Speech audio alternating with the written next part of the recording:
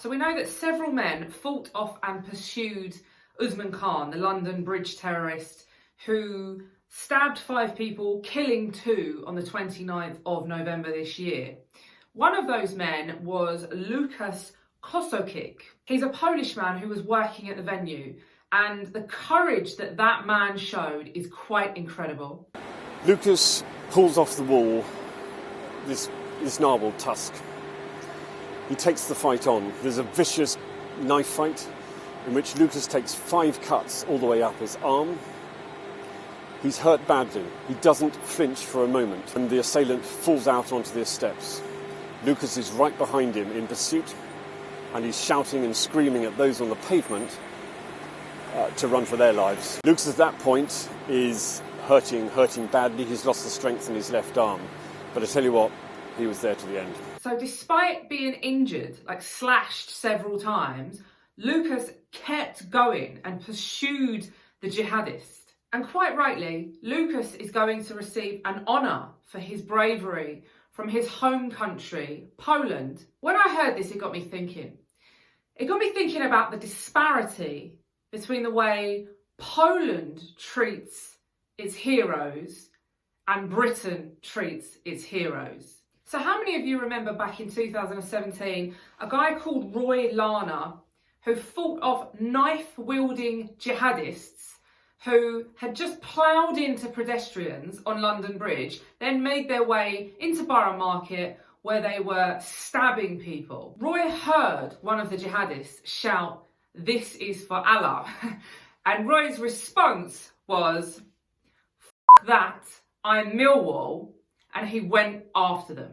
Once again, incredible levels of courage and bravery were shown by Roy, just like Łukasz. And as you can imagine, the public hailed him a hero. He was being called the Lion of London Bridge. But what did the British state call him? A hero? The Lion of London Bridge? No. They called him an extremist, and they put him on an anti-terror watch list. Yes, Roy was placed on Prevent, an anti-terror watch list for the likes of Islamic terrorists, for example. Just like the guys Roy fought off, sustaining injuries to his hands, arms, neck, ears, head, requiring 80 stitches. Yes, those people.